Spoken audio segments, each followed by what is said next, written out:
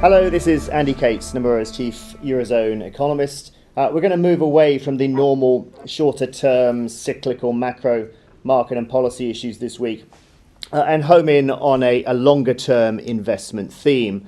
And specifically, we're going to talk about a recent anchor report that looks at foreign direct investment flows and the likely magnets for those flows in the Asian region. And to that end, I'm joined today by two of the main authors of that report, Sonal Varma, our India chief economist, and by Yuban Parakwele, our senior economist for Southeast Asia. So Sonal, perhaps you can kick things off and just give us a sense of what the report is all about and relay some of the key conclusions. Yeah, hi Andy. So in this report, we essentially make the case that India and the 5 countries in ASEAN, that's Indonesia, Malaysia, Thailand, Philippines and Vietnam, we are arguing that these will be the next major FDI magnets. There are 3 key messages that we give in this report. One is we think that there are both pull and push factors why India and ASEAN 5 will become the next FDI magnets. Push factors in terms of a lot of Northeast Asian countries, China, Taiwan, Hong Kong, have not just an aging population, but China also now rising costs. So MNCs now are looking for the next FDI destination. So that's the push factor.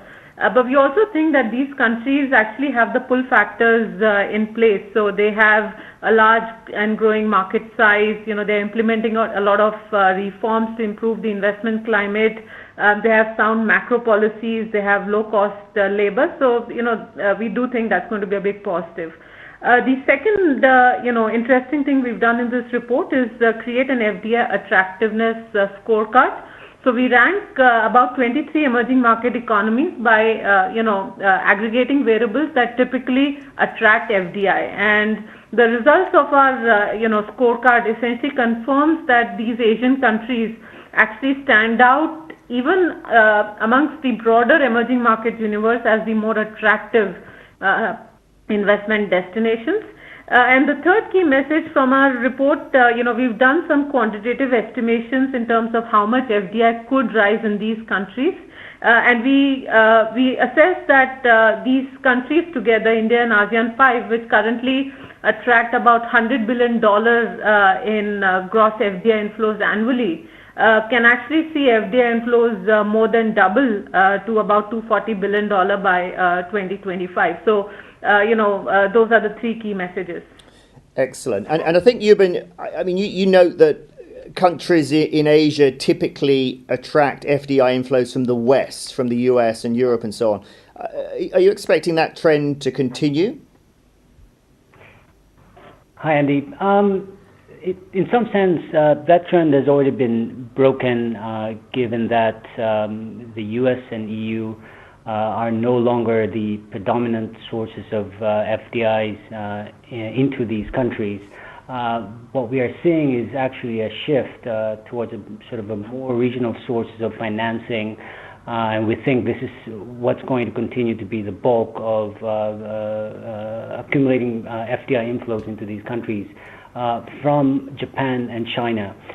Japan has been already very active in bringing in FDIs, but in this report, the one aspect that we highlight is really the prospects for M&A activity, mergers and acquisitions, for which Japanese companies have about $200 billion in our estimates of budget. So that's a sort of a large pool of money that can be used to acquire companies within these countries.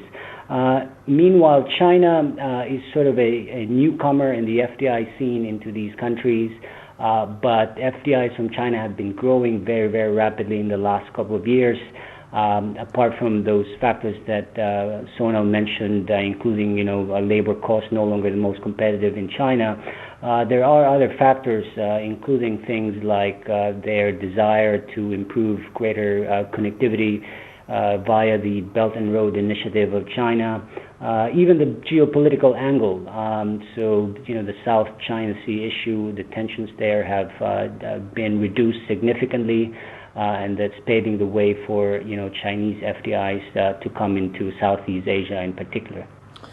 Understood. And just sort of staying with the Southeast Asian bloc, the ASEAN bloc, I mean, is there any specific country that stands out for you? I mean, Indonesia, perhaps because of its size, Vietnam because of its competitiveness?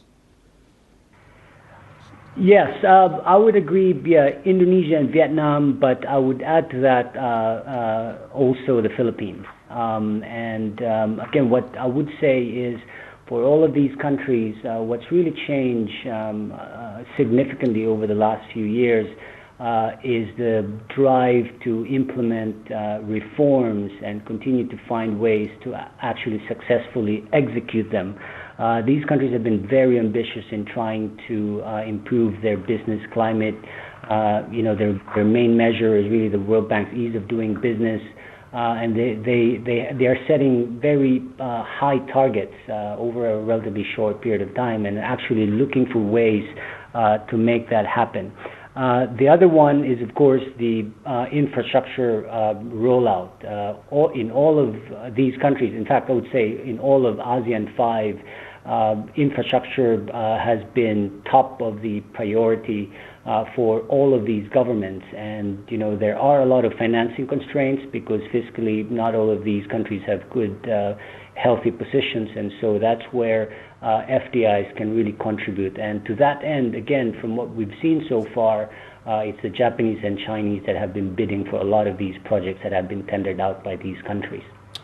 Understood. And looking north, Sonal, India has usually been ranked, pretty high on any list of FDI investment intentions. Is there anything different about the situation now? Well, as you said, India's always had a large market size, so the domestic consumption opportunity has always been large. But actually, the size of FDI inflows that India has attracted when you compare to the share of its, market has actually been small. And I think that's largely been because of the absence of a conducive business investment climate. And I think the change that we are seeing in India right now is that a lot of efforts are underway to actually improve the investment climate and things that will, improve India's ranking on the ease of doing business. So we've just had, the very big tax reform of goods and services tax, which has been put in place. The government has plans to upgrade public infrastructure spending, especially a lot of the transport infrastructure in the country. Bankruptcy reforms have been initiated. So a lot of things that we think will improve the investment climate. So, that is there. And in this report, actually, we've looked at, the last 3 years, what investment commitment, companies have made. And we find growing evidence of FDI commitment into India. And one interesting thing that we find is that a lot of this commitment is actually now being made in new sectors. So it's not just the, old economy sectors of auto, pharmaceuticals, which are attracting FDI, but more new sectors like, industrial parks, electronics, defense, railways, renewable energy, smart city, warehousing solutions, which are now attracting FDI. The other thing I'd point out is that a lot of the FDI that we think will come into India will be more focused on domestic markets, to maximize, from the huge market opportunity that India offers. There might be some FDI that gets attracted to, have India as an export hub, but we think it's largely going to be more domestic focused FDI. Excellent. And very, and finally, just very quickly, investment implications from this. Are there any generic implications for, say, FX or equity markets that one of you could mention? Yes, there are. So, in fact, from an FX standpoint, we would argue that some of these countries run current account deficits, like in India and Indonesia. So obviously having FDI inflows coming in a significant way improves their balance of payments. So from that perspective, our FX team continue to be positive on INR and the Thai baht in particular, but longer term are looking for opportunities in currencies like the peso, the IDR, and the Malaysian ringgit.